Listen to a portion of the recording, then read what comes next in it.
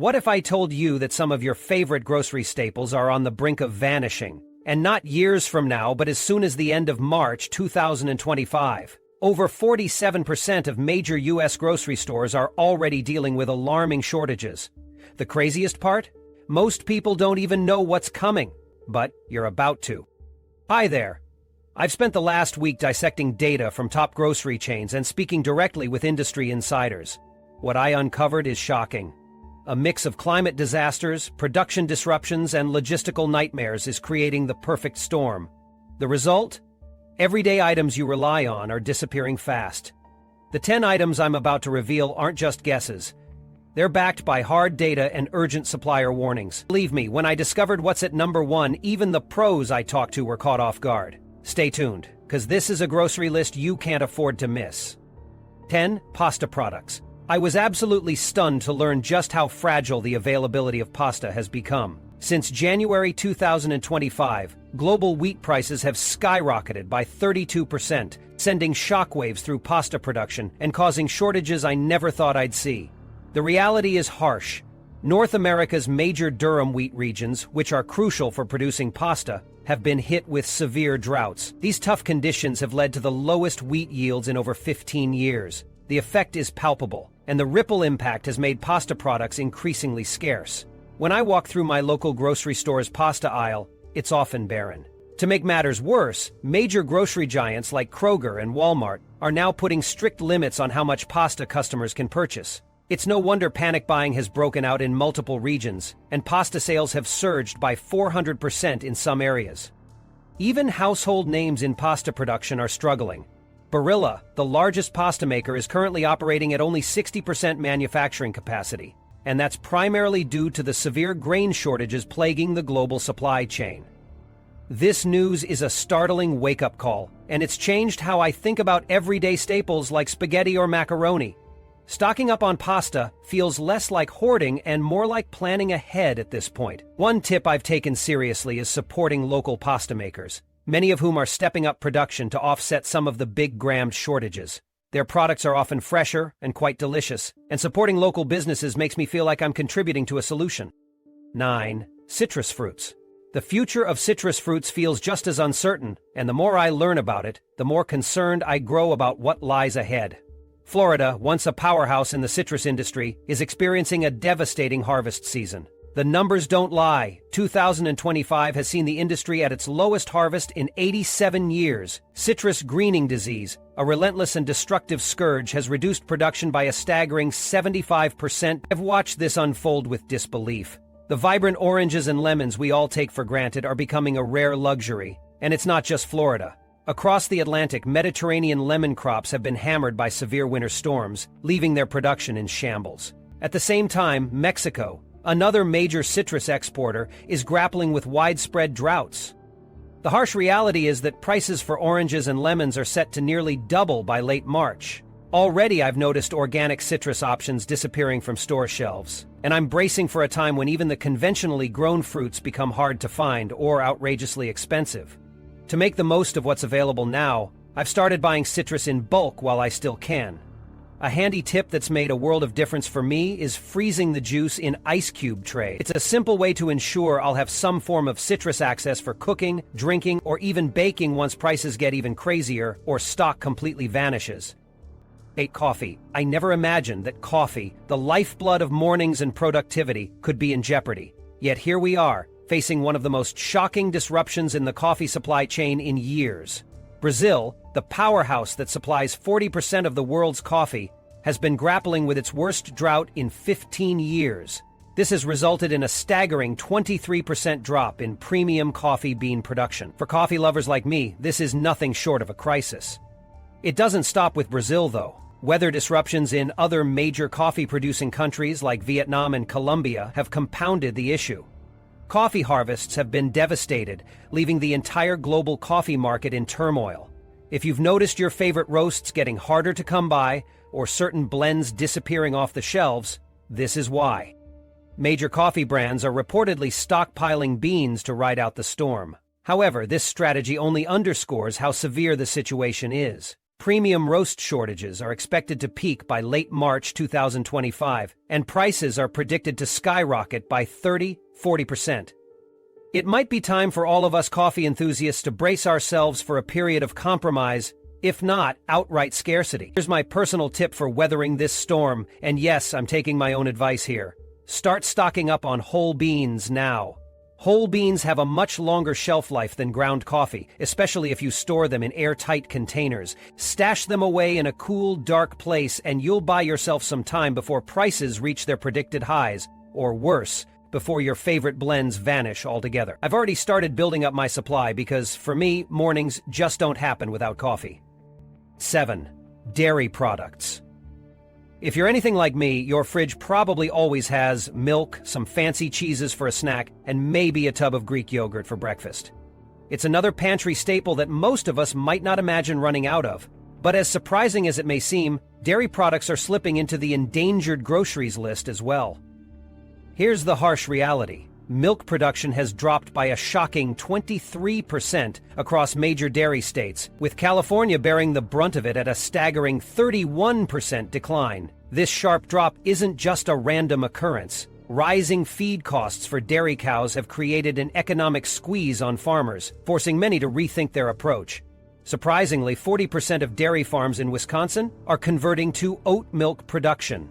It's hard to blame farmers. Plant-based alternatives are becoming increasingly popular, and they offer a more sustainable production model. Still, for traditional dairy lovers, this news is somewhat unsettling.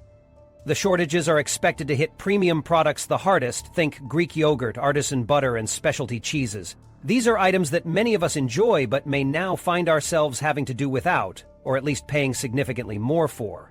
Prices for dairy products are projected to rise by 15 to 30% in the coming months as supplies dwindle. For someone like me who loves cooking with rich butter or indulging in a creamy bowl of yogurt, this is a particularly bitter pill to swallow.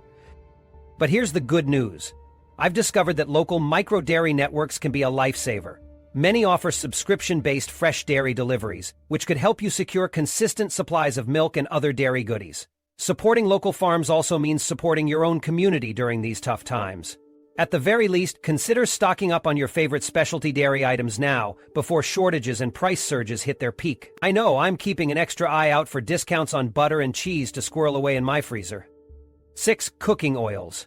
When I think about essential groceries, cooking oil is a staple I can't imagine missing from my pantry.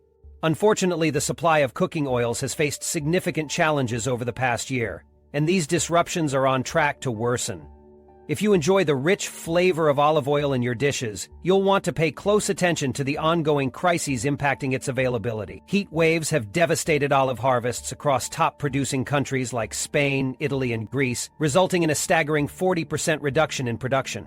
With fewer olives to press into oil, prices for olive oil are skyrocketing, and stores are already struggling to keep it on shelves. The outlook isn't any better for sunflower oil, as Ukraine, the world's leading exporter, continues to face disruptions due to war. Similarly, farmers in Canada are grappling with the worst canola harvest in 15 years because of persistent droughts. These issues are forcing manufacturers and retailers to make tough decisions about how to allocate scarce resources, and many stores have even implemented purchase limits on popular cooking oils. Restaurants are also feeling the pressure, with many opting for alternative oils like rice bran or soybean oil to cut costs and maintain operations. Household cooks like myself, however, are left with fewer options as these alternatives begin replacing traditional oils on grocery shelves. For those of us who love experimenting in the kitchen, this situation has pushed me to think creatively about substitutes. While olive oil may become a rare treat, oils like avocado and grapeseed are excellent alternatives to explore. Not only do they have higher smoke points for versatile cooking, but they also boast impressive health benefits. My advice? Stock up on your preferred cooking oils now, while they're still relatively accessible. Additionally, consider diversifying the oils you use. Experiment with avocado oil for a creamy dressing or grapeseed oil for a stir-fry. It's a small way to maintain variety in your meals while navigating these shortages. 5. Frozen foods. If your household is anything like mine, frozen foods are lifesavers on busy weeknights. From family-sized pizzas to mixed vegetables and ready-to-eat meals, these items are the backbone of so many quick dinners.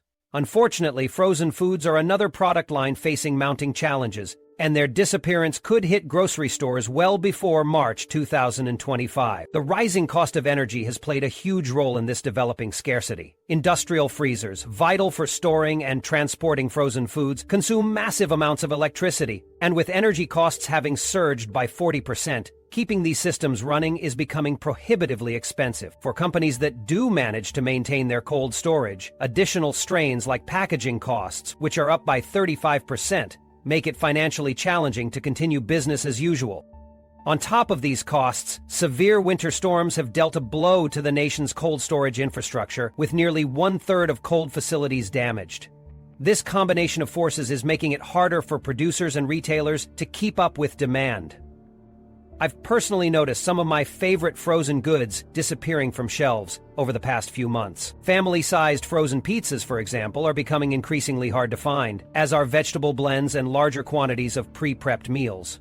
To combat this growing scarcity, I've adopted some practical strategies. Shopping early in the morning, when stores tend to restock their frozen sections, has proven to be a game changer.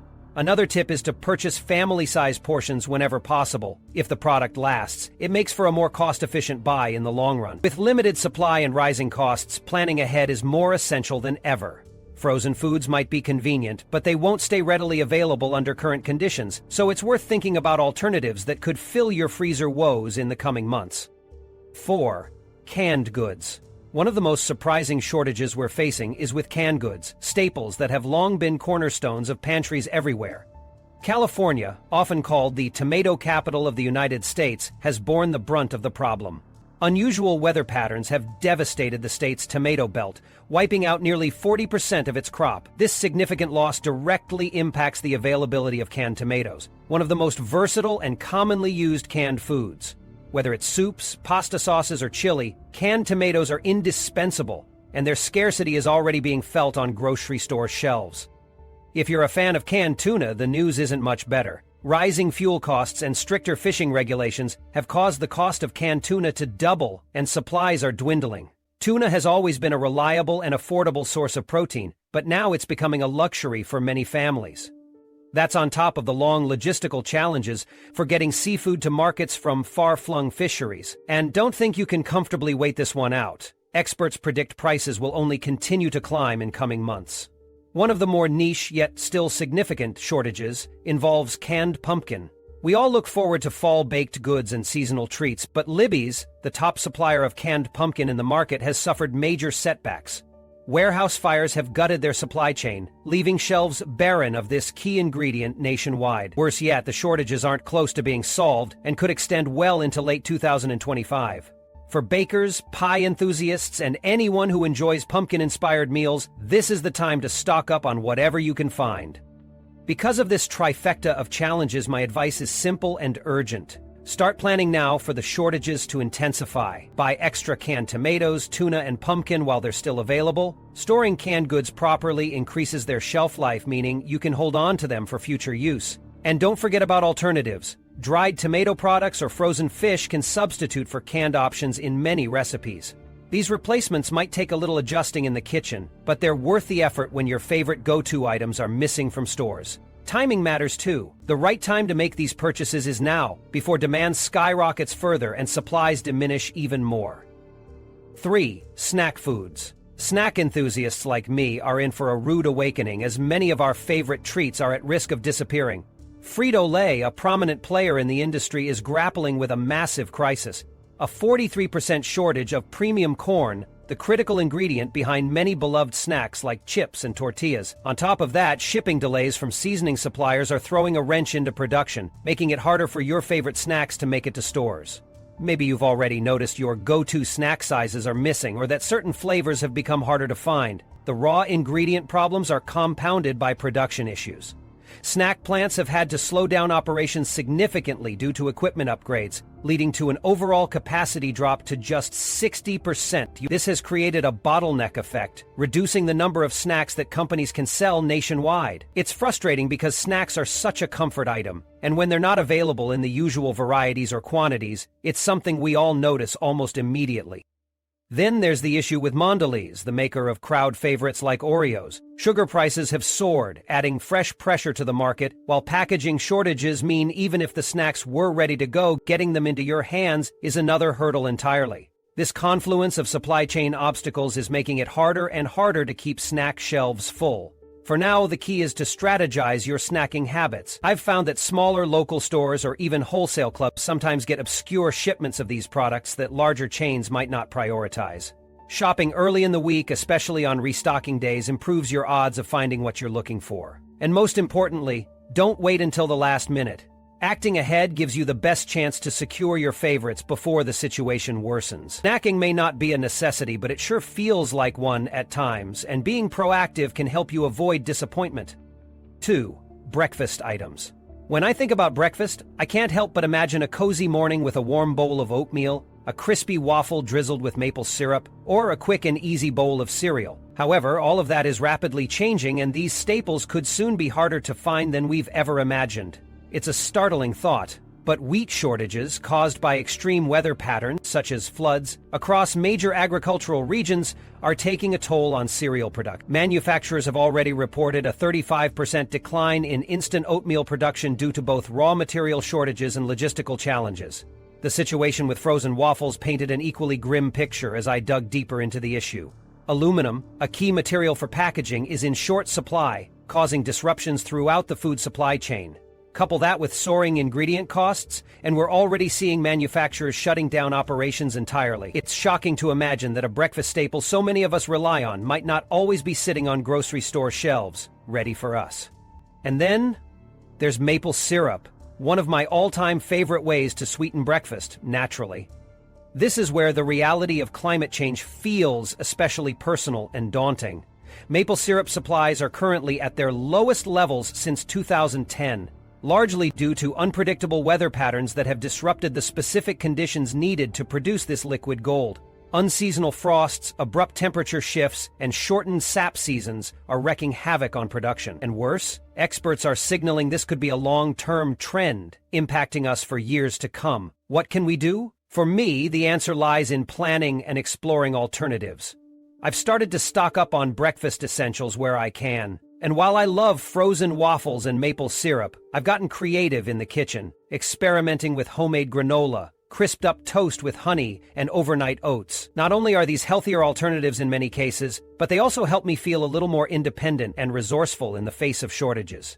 If you haven't already, I'd suggest doing the same. Build your pantry wisely, and make sure you're not left scrambling when your usual items aren't available. 1. Extra virgin olive oil. Of all the items on this list, extra virgin olive oil is one that feels almost irreplaceable. I use it for cooking, salad dressings, and even as a dip for fresh bread. It's truly a kitchen essential. The fact that it might be disappearing from shelves soon is both shocking and heartbreaking. The reality is as dire as it gets. Mediterranean olive groves, which provide the majority of the world's olive oil, are experiencing their worst harvest crisis in history. It's not just small-scale losses either. Spain, the largest olive oil producer, has lost nearly half its crops, while Italy's production has fallen an astounding 65%. The causes are a combination of climate change, prolonged droughts, and even rare frost events, conditions that are making it nearly impossible for olive trees to thrive. These unprecedented challenges have skyrocketed prices worldwide, with olive oil prices jumping 140% in recent months. If you shop at bulk retailers like Costco, you've probably already noticed their decision to limit purchases of olive oil due to demand outpacing supply.